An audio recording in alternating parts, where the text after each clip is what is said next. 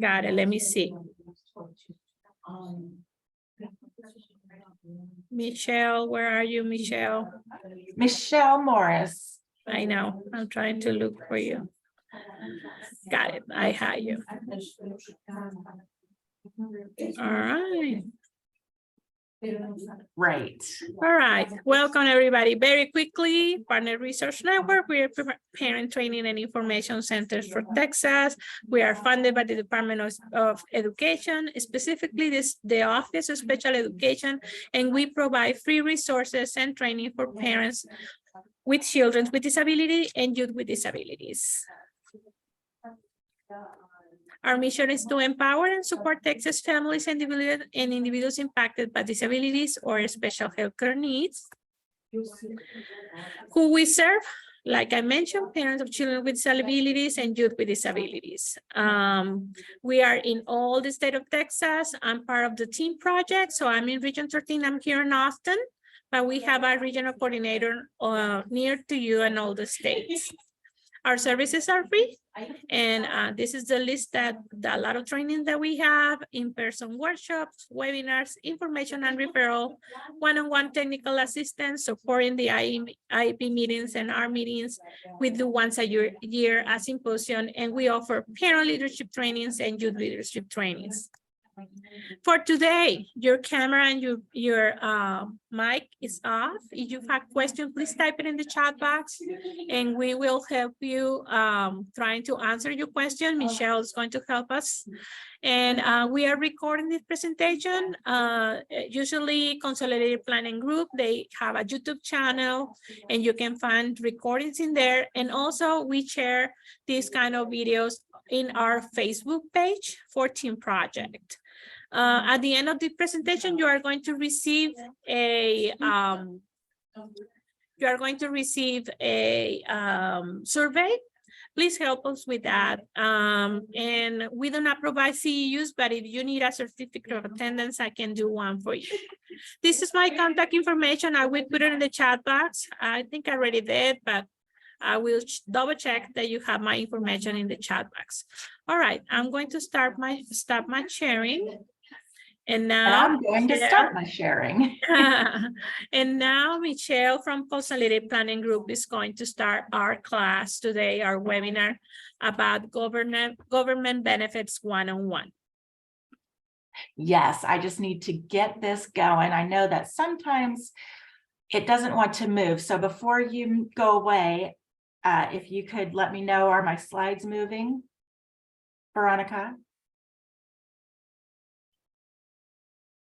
I can see your slides, but right now I can see everything like the old. So can you make it bigger? Yes, let me try that again. Yes, I have a line. Now it looks perfect. Okay, fantastic. Well, thank you everybody for joining us. Like Veronica said, we are in webinar mode. That means that I cannot see you or hear you, but I know you're out there because I can see the count of participants. So if you have any questions or comments, if you could please put those in the chat box. I see that the Q&A is there as well. That's a little hard for me to talk and work the Q&A. The chat box is a little bit easier. So also, if you are joining us on our podcast, we do have a podcast now for people who prefer to listen instead of watch the webinars, but you want a copy of the slides, then you can email us. The email address is contact@cpgcares.net. And we would be happy to email the slides to you. So after everything is said and done today, we will send everybody who registered a copy of the slides and a link to our YouTube channel where this webinar will be waiting for you whenever you choose to watch it. So Consolidated Planning Group, we are a financial planning firm that focuses on families who have loved ones with some sort of a disability or special need.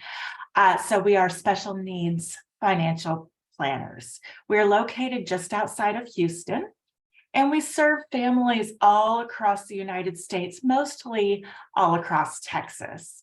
We have over 30 years of experience with insurance and investment services. We're $1 million round table, top of the table, which just means that we have a lot of people who have trusted us to handle their financial futures. We're fully licensed in insurance and securities.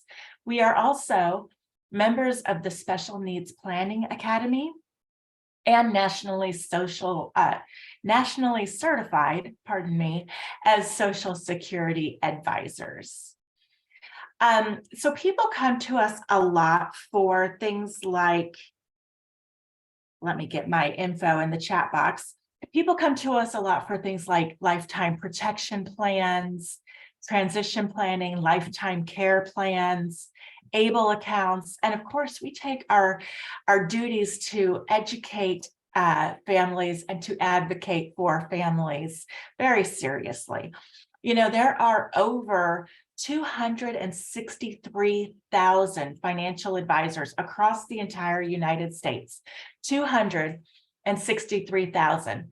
But out of those, fewer than 250, not 1,000, just 250 focus on special needs planning. So that means that fewer than 0.1% of all the financial advisors in the United States focus on special needs planning. So if you have a loved one with some sort of a special need or a disability, then you are definitely in the right place. We can surely help you. So we're going to be talking about a lot of topics today. It's going to go kind of fast, kind of rapid fire. But like I said, I am happy to take your questions in the chat box. So first of all, let's talk about SSDI versus SSI.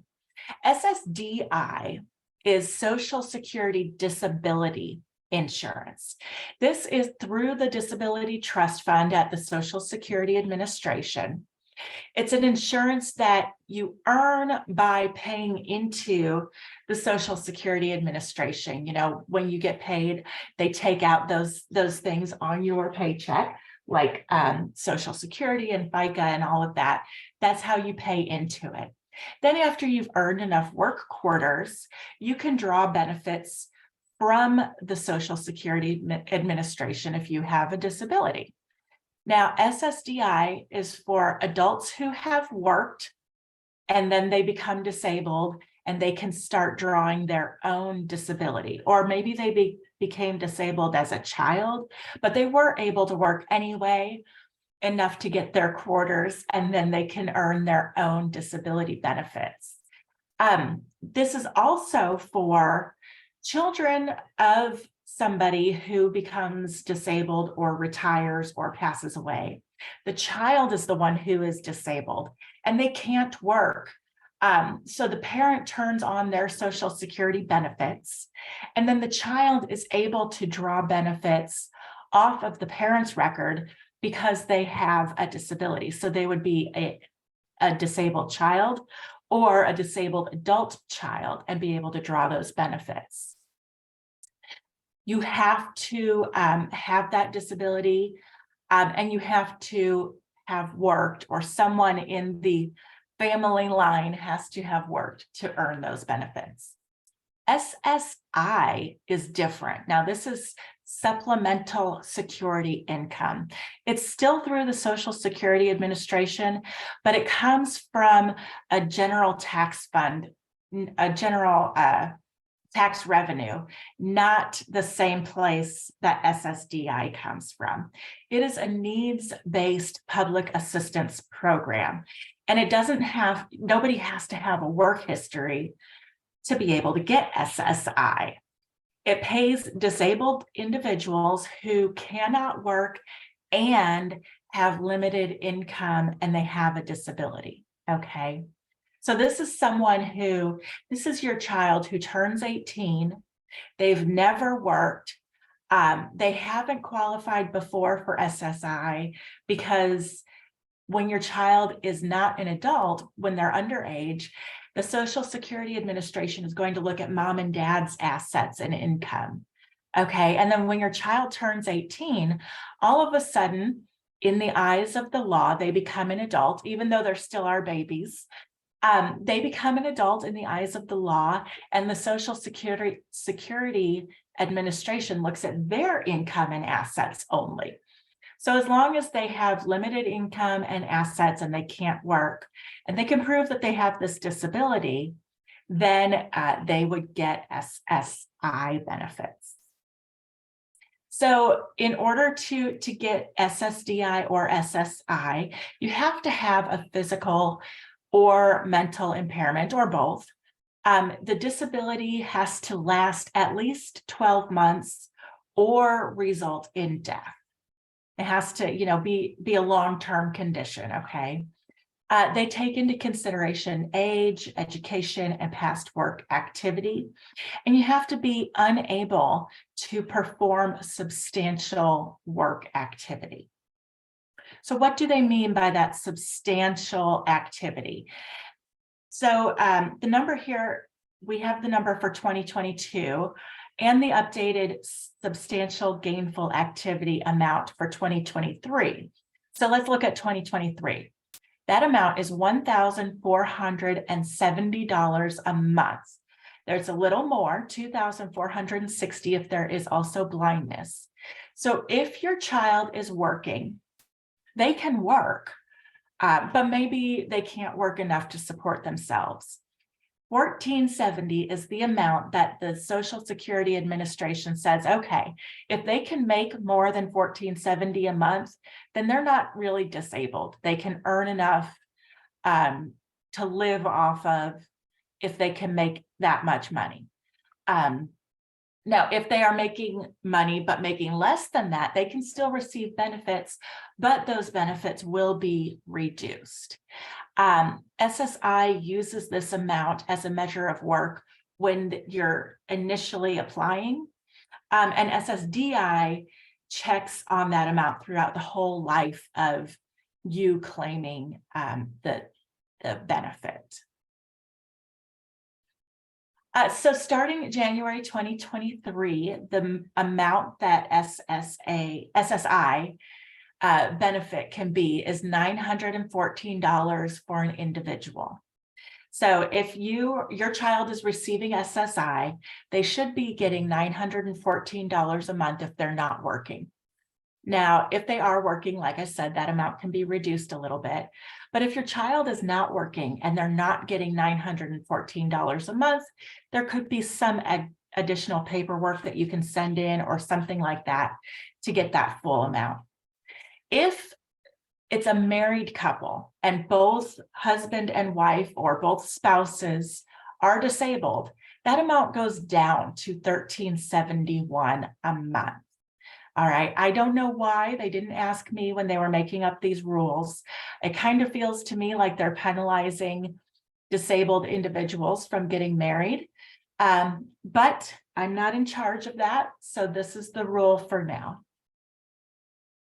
So when you think about whether or not you're going to qualify for these benefits, I mentioned that it includes how much you earn plus how much you already have, your assets. If you're a single person, you cannot have more than $2,000 in your name and one car and one home. Now that means when your child turns 18, they're a single adult person. That's the number that they need to look out for, $2,000.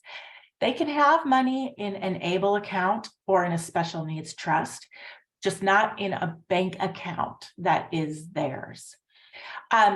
If it's a married couple, they look at those assets. You can have up to $3,000 and one home and one car. If it's a child and a parent, $4,000, child and two parents, $5,000. And like I said, in all cases, you can have one car and one home, one house. Now, SSDI and RSDI Medicare, they don't care really how much in assets you have. It's more about your work record and what taxes you've paid into Social Security.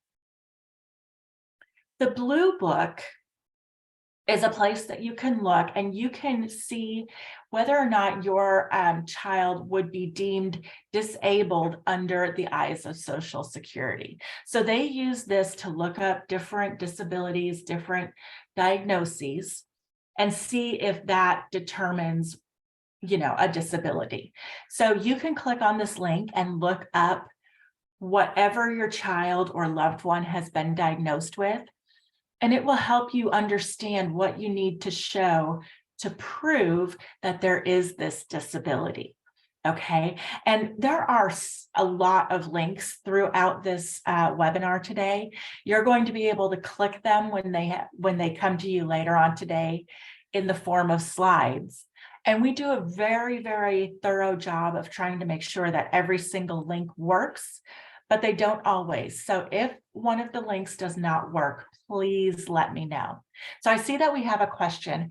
If the disabled person makes some income, but not $1,470, are you saying they will decrease the amount they receive and adjust the $914 a month? Yes, they will. There is a quite convoluted way that they say, okay, we're going to exclude the first $85, so subtract that. We might actually even have a slide about that. Maybe not. Oh, yes, there is a slide coming about that. Okay, so we'll get there. I apologize for flipping around, but we're going to get to that. But yes, there is a convoluted equation that they use to decide how much they're going to reduce it by, but your SSI benefit would be adjusted. So when your child is about to turn 18, you need to be ready to file for your SSI benefits. Schedule an appointment with your local Social Security office. You can apply online, by phone, or in person. And we and the Social Security offices recommend that you apply online, okay? It's going to be the easiest way for you. Also, it's kind of cool because you can start your application a couple months in advance. And then when your child turns 18, like on that day, you hit go on your application, or maybe the next day, give them 24 hours. So you hit go on your application. And even if they can't get to it for a few months, you have saved your date in their system. So they will back pay you, even if it takes a couple months for them to get your file all complete, get your application all together. They'll go ahead and backdate your payments to the child's birthday or the time when you signed up online. So that's a really good benefit. We're happy that they started that. If you apply before your child turns 18, you are probably going to be denied. And that can be very frustrating. So just wait until the day after their 18th birthday. You want to have evidence that demonstrates that the child's disability began before age 22. So that's going to be doctor's records. You want to have your doctor's name, address, phone number. You want to have your child's diagnosis history, a list of their medications and what those medications are for. Now, they typically don't care how much medication, how many milligrams or anything like that, but they want to know what you're taking or your child is taking and what it's for. They want to know if your child is employed, who they are employed by, and they would like to see the last 3 months of bank statements if your child has a bank account. Again, they're checking to see how much money your child has. And you might even, this might be a little extra, and I see a question came up, I'll get to that. But you might want to consider getting with your child's doctors and taking a look at their records. Hey, I always use my own kids' names because it's easier for me. So we're going to apply for SSI for Evan, and we would like to see your records to make sure that everything is in there that they need to prove that he has a disability that started when he was a child. So can I see those records and see what they're going to send? And your doctor should have no problem with that. So just review and make sure that everything is in there and that the records are correct. Okay. So the question says, my daughter is in the process of switching to SSDI. Could you talk about the process, what to watch for, how long it takes to switch? Is there back pay like with SSI? There isn't typically back pay with SSDI. It's a matter of when you turn that on. Okay, so what you should watch out for, it depends on when the SSDI started. So sometimes what we see is that your child is under 18, one of the parents passes away or becomes disabled or turns on their Social Security benefit. And because the child is under 18, they get SSDI. But when they turn 18, you might have a little bit of an issue because now they're going to continue to receive SSDI, but it's for a different reason. It's because now they are an adult child who has a disability, not just because they're a minor with a parent who is disabled or dead or drawing disability. So when that switch happens, you might have to reapply. In a perfect world, they would understand and they would switch you over, but this is the government we're talking about. So you might have to reapply for it at that time. After you're on SSDI for 2 years, 24 months, you should start receiving Medicare as well. And you'll be hopefully dual eligible for Medicaid and Medicare. So when you apply for SSI, there are several things that you should know. When you apply for your SSI, one thing that they don't tell you is that they are filling out an application for SSDI at the same time.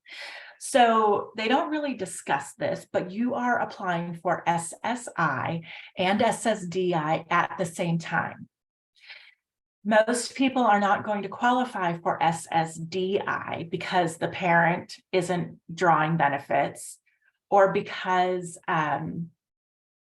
the child hasn't worked. So what happens is you apply for both, they send in your application, and you get a letter back saying that you're denied. And parents panic a little bit because they say, how could they deny me? We clearly have a disability. We clearly need SSI benefits. But what you don't see is that very small print that says that that letter is regarding SSDI. And then in a couple of more weeks, you are going to get a letter that says you are approved for SSI. It can be a little confusing, and we understand that. Don't panic too much. Just be aware, take a closer look at that letter. Now, it can take up to 6 months and sometimes even longer for you to get the approval process all done. The things that can hold it up is that, once you finalize your application with your local Social Security office, they're going to take your file and send it to Austin to the Disability Determination Services, DDS. DDS is where they look through your file. They look at what you claim your child has as a disability, and they order the medical records from your doctors. They look at those medical records and they see if it matches up with your application. Now, if your doctor's office maybe is taking a long time to send in those records, or if something got stuck in transit, or the person at DDS was giving your file and it fell behind their desk, you never know what could happen. That's where things can take a long time. So after you apply at your local office, give them a few weeks, maybe 2 or 3 weeks to get everything sent to DDS. And then you can call DDS and ask, who has been assigned to my file? Do you have everything that you need? Have you requested and received the medical records? Or should I call my doctor's office and tell them to hurry up? You know, what is the situation? That's perfectly fine for you to call and ask about that. Okay. So let me catch up on some of these questions that I'm seeing. My daughter just turned 18 last month. She receives money on my disability because she's still in high school. Should we wait to apply for SSI until she turns 19? So let me tell you, you can only get one. You can get SSDI or SSI. And of course, it's best to get whichever one is higher. So her maximum SSI amount is going to be $914. If she's already getting more than that through your disability record, then don't apply for SSI at all. Don't worry about it. Okay, she's already getting more, so it's fine. I'm seeing some names I recognize here. I'm glad to see you here. The next question says, is college savings account for the child count as their assets and count towards that $2,000? It depends where you have that money. I'm going to get into a couple of slides in a moment that talk about where you can save money for your child for college. So hold on that for 1 second. Does SSDI count against the max income for SSI? So again, you cannot have both at the same time. So it doesn't apply. It doesn't count, it doesn't matter.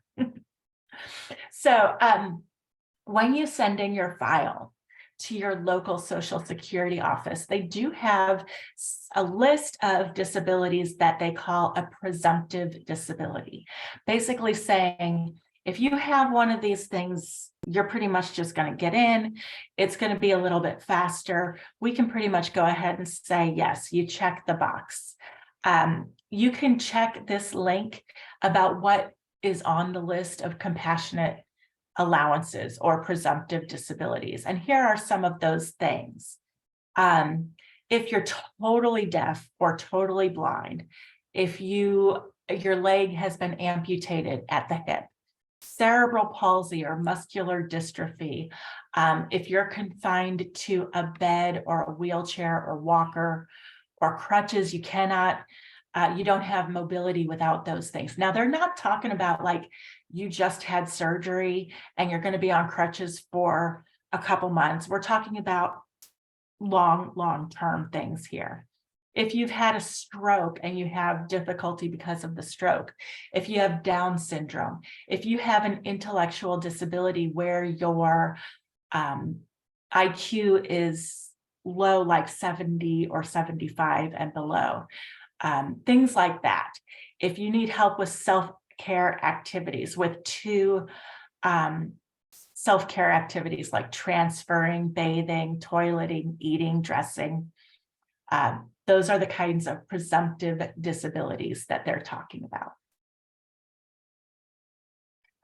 Here's another question. My son draws as Social Security. Hold on. My son draws Social Security on my husband's record since my husband retired. Can he still get SSI? No. If your child is drawing Social Security from a parent's record, then they cannot also get SSI. You can only get one of those benefits at a time. So you'll go for whichever one is the highest.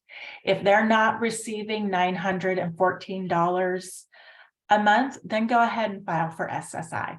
But if they're already receiving any kind of Social Security benefit from a parent's record and the amount is higher than $914, that's just what you get. Okay. Okay, if a 18-year-old has a healthy parent who is working like normal, when they turn 18 years old, they should be able to get SSI. When the parent dies, or if the parent becomes disabled, or if the parent is in their late 60s and turns on their Social Security benefits, that is the time when your child will typically switch over from receiving their own SSI to receiving a benefit under the parent's record. And at that time, that's when they switch to the SSDI. Okay. It should be more than $914 a month. If that happens, you're not required to switch over if that amount is going to be less, right? Here's the slide about what happens when you're working. How does that affect your SSI payments? And like I said, it can be kind of convoluted. You first take off $85, then you divide whatever amount is left by 2, and then you take off the $914, and whatever you have left is your benefit. Okay, it's hard to understand, but that's what it looks like.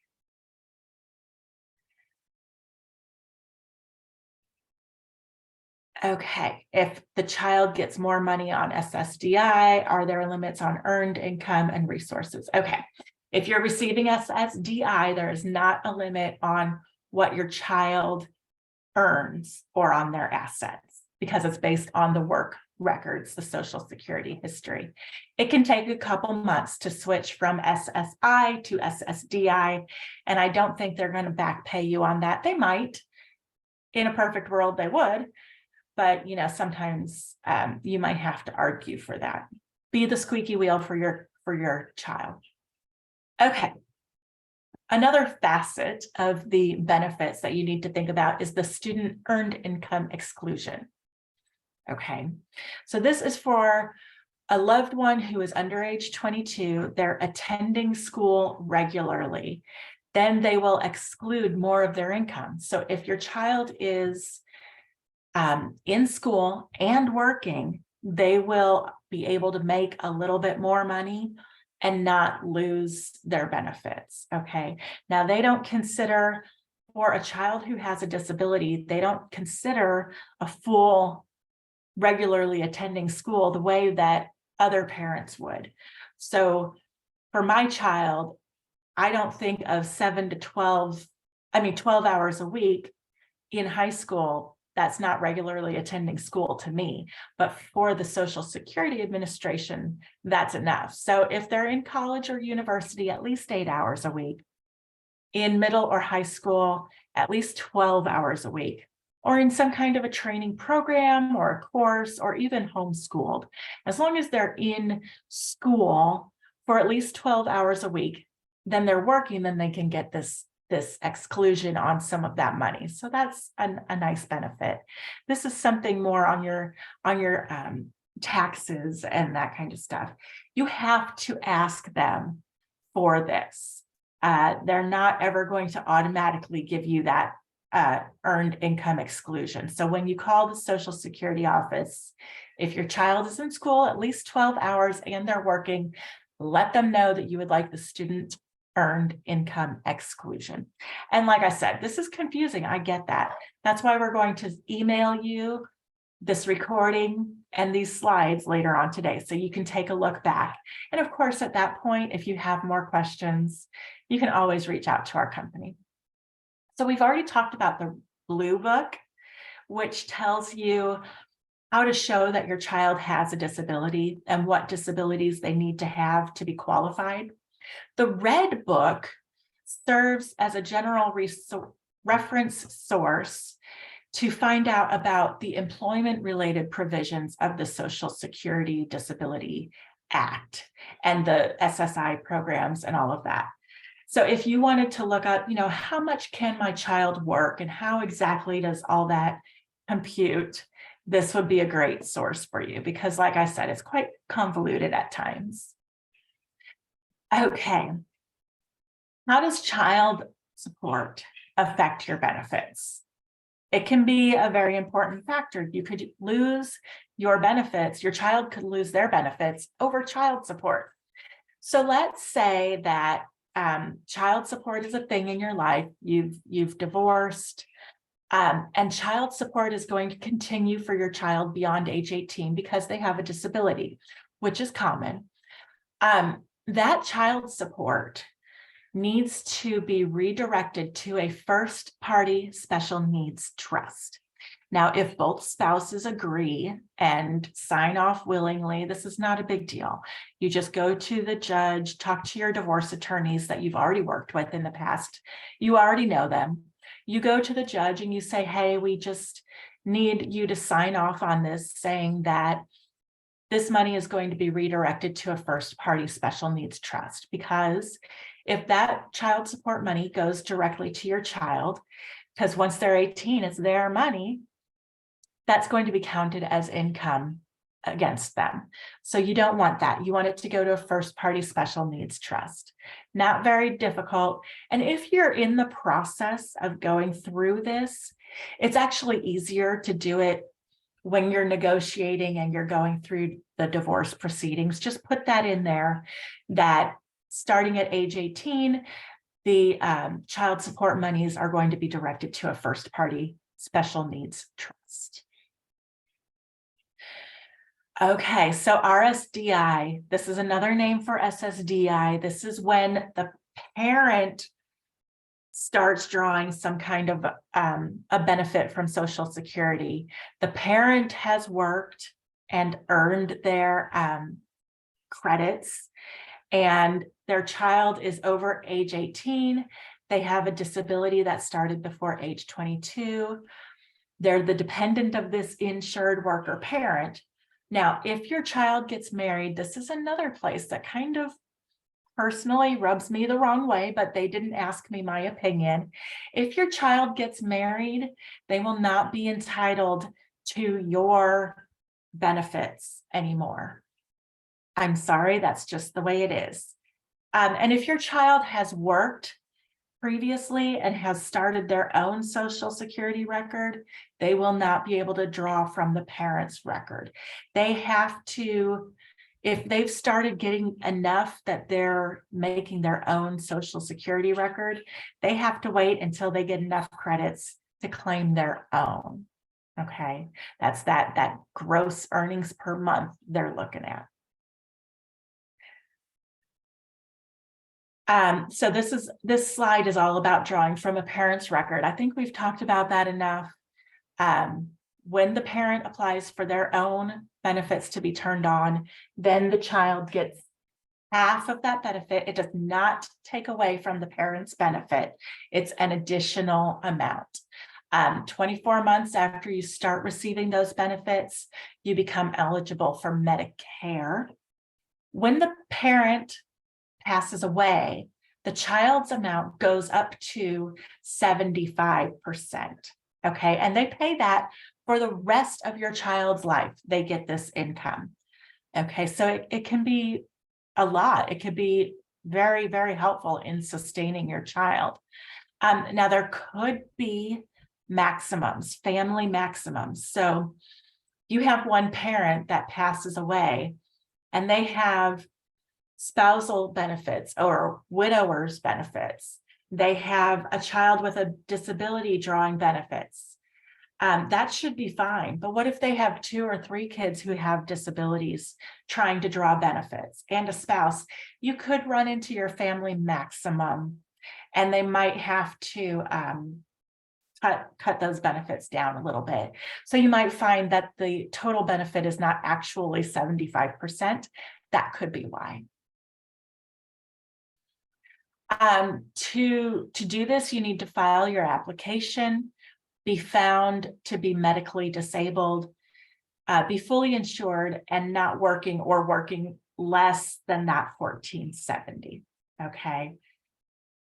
I know you've got questions. Go ahead and put them in the chat box while we start talking about protecting your child's benefits. We talked about all these things that could hurt your child's benefits. So how do you protect them? So first of all, make sure that your child's assets and your assets are in the right buckets. And we're going to talk about what those are. You want to make sure that your child who has a special needs is not set up as a beneficiary on anything, your life insurance, your investments, your bank accounts. Those things always ask for a beneficiary. Most people say, oh, that's easy. When I pass away, it will go to my spouse. If my spouse is also deceased, then it will be divided equally between our children. Most people do that.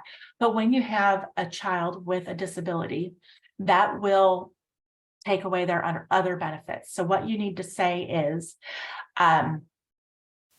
After my spouse, my contingent beneficiaries are John and Sally, and the special needs trust for the benefit of Evan. Okay, so you can leave money to your daughter, Sally. You can leave money to your daughter, John, but when it comes to your child with a disability, it has to go to their special needs trust. And you need to let other well-meaning family members know about this situation. You don't want to say, you don't want to put off the feeling that you assume that, grandma or grandpa are going to leave money for your children, but, you might want to bring it up and say, hey, I saw this webinar letting me know about this situation. And we're not going to assume that you're leaving Evan money when you pass away, but if you do, there's a way to do it correctly. And unfortunately, if they do it incorrectly, it could jeopardize benefits. It could be that we need to put it into a first party special needs trust instead of a third party, just like the child support. And there are provisions in the first party special needs trust where Medicaid can come back and claim reimbursement on some of those funds. Okay, that's not true with a third party trust, but with that first party trust. And the first party is for monies that belong to your child. If they were accidentally given to them by grandma or grandpa, if they're given to them in a child support payment, that's your child's money, first party special needs trust. Okay, I see a question here while you guys marinate on that a little bit. Can I collect on my ex-husband's retirement Social Security? I am my adult child's full-time caregiver. I make $1,500 per month from Medicaid as her caregiver. You should, if your ex-husband is drawing Social Security and you were married to him for more than 10 years, then you should be entitled to a benefit from his Social Security. Yes. If he's uncooperative, you can call and speak to the Social Security Administration yourself. He doesn't really need to be a part of anything, and it doesn't take away from his benefits. So in the long and short of it, it doesn't affect him. I don't think that the $1,500 would have any bearing on this because you are due a benefit based on his record, based on the fact that you are his spouse. Okay, is your money in the right buckets? So what we're talking about is that you can have places where your child can have money, or you can put money that it won't affect your child's benefits. People ask us this all the time. If my kid can't have more than $2,000, how on earth are they supposed to live on that? How can we pay for anything with less than $2,000? This is how you do it. You establish a special needs trust for their future care. And you make it so that your current life insurance and your assets go to that special needs trust for the benefit of your child. You can also have an ABLE account. An ABLE account is a place where you can have money for your child. Now, I see a question about the trusts. The money goes to a third party, not a first party. Okay. So let me be clear on this again. First party special needs trust and third party special needs trust. The first party is for money that belongs to your child. So if your child gets child support payments, that's their money. It has to go to a first party trust. If they get money accidentally left to them from grandma or grandpa, that has to go to their first party trust. If they make money at work and they want to put it into their first party trust, they can do that. That's their money. But Medicaid can come back once they pass away and claim reimbursement on some of those funds. It's not the end of the world, but that's the thing. With a third party trust, this is money that you leave to the trust. You're not leaving it to your child. You're leaving it to the trust. And that money can be used by your child in the future. There's no limit on how much you can leave to a trust. There are some limits on what it can be used for that we're going to talk about. But Medicare, Medicaid cannot come back and claim reimbursement from the third-party trust. Okay. Now, let's talk about ABLE accounts and the trusts and why you need both, why they work together. Okay. I see your question, Amy, and here we go. With an ABLE account, the beneficiary is the account owner. So each child, each disabled person can have one ABLE account. Anybody can put money into it. So you put money in your kid's ABLE account. Grandma and grandpa puts money in the kid's ABLE account. It's all good. That money earns income, and the income is not taxable. So you might have heard in the past about a 529 college savings plan, right? That's a 529C. An ABLE account is a 529A for ABLE, C for college, A for ABLE. And it's for individuals with disabilities that began in childhood or before age 26. You can't deduct on your taxes, your federal taxes, you can't deduct these payments to the ABLE account. Certain states do allow you to deduct it on your state level income tax. But we're in Texas, we don't have state level income tax. So they can't give you a deduction on your contributions. But like I said, it does not jeopardize benefits from Medicaid or SSI. There are special limits. So like I said, this is only for disabled individuals whose disability started before age 26. Each year, you can put in a limited amount, and that limit is whatever the gift tax exclusion is for the year. So this year it's $17,000. Now, if your child is working, they can put more in, an additional $13,590. But listen, you don't ever want that to go above $100,000 total in your ABLE account, or else SSA thinks you have enough money. You can move funds from your 529C college account to your 529 to a 529A, as long as you know the 529, the person that it's for, qualifies.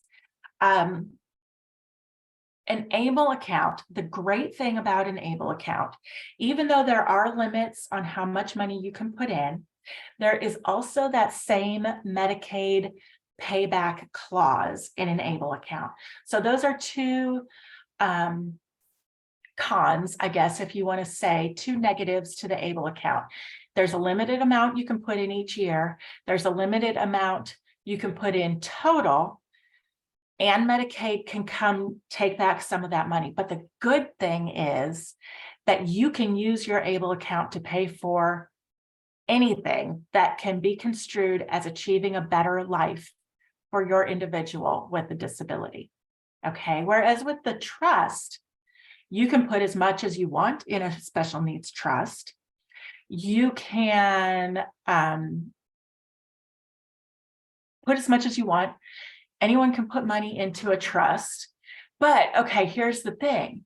Even though you can put in as much as you want, if you use your trust to pay for certain things, it will reduce your SSI benefits. Your ABLE account you can use for anything. And what is it that you can't? Okay, here are the rules. With the ABLE account, you can pay for anything. Financial management services, hello, transportation, education, training, a computer, a laptop, a vacation for your child, clothes, food, shelter, and it won't affect their SSI. You can pay for most things with a special needs trust, but this is not the important slide. The important slide is this one. Do not use your trust to pay for everyday living expenses.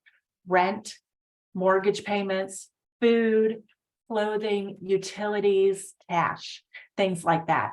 If you use the trust to pay for these things, then there will be a 1/3 reduction to your SSI benefits. And that's why many people have both, because they work together, the pros and cons of how they work together, what they can pay for, etc. Okay, that's why you might want to have both. So I hope I answered that question. I have to try and get through. I see someone in the chat box said, you might never get through your slides. I'm working on it, trying to get all of that. So you can use the trust. This slide will be sent to you, mostly anything, but just not those daily life things, because your SSI benefits are supposed to be used for your daily life activities.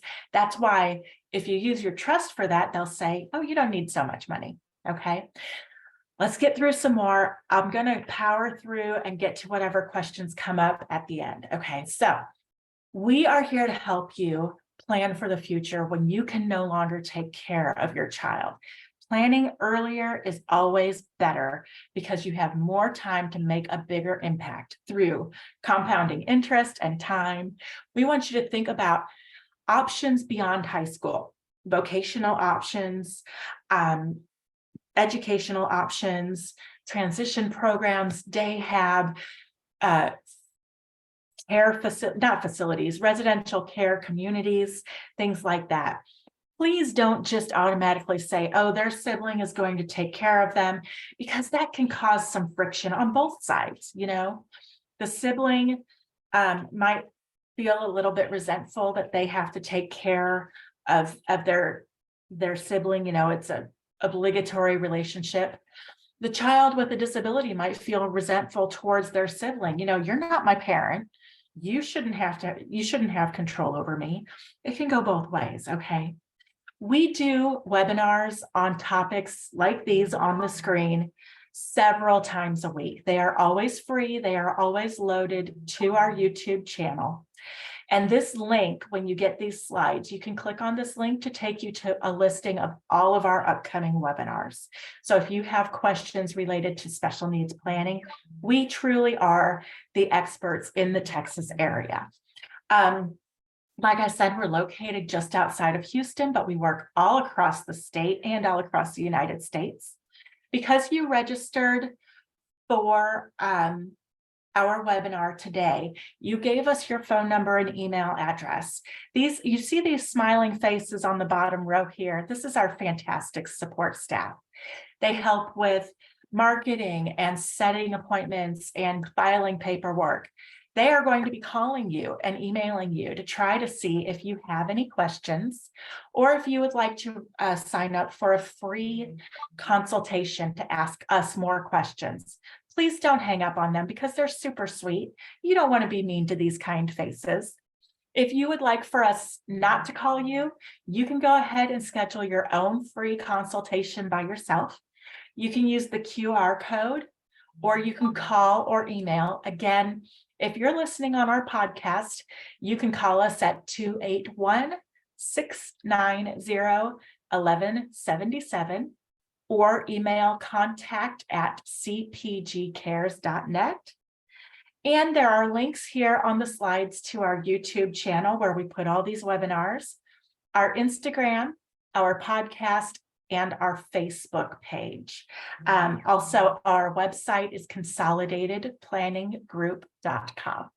So a person can qualify for an ABLE account at any age as long as their disability began prior to age 26. Okay, so that is it with 1 minute to spare. Thank you all so much for your great questions. And Veronica, thank you for hosting. There is going to be a poll. Am I right, Veronica? Hello, guys. Thank you so much. You are going to receive an email after we finish. That's for a survey. Please help us with that to improve our presentations. And also with that, we report to our grant. So thank you so much for being with us today. Thank you, Michelle. Like she mentioned, you are going to receive an email with the slides and with the information if you want a free consultation from Consolidated Planning Group.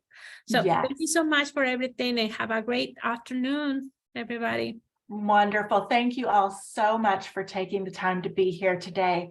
Again, you'll have our contact info. If you need anything, we are genuinely here to help. Feel free to reach out. Have a great day. Thank you, everybody. Bye-bye. Bye.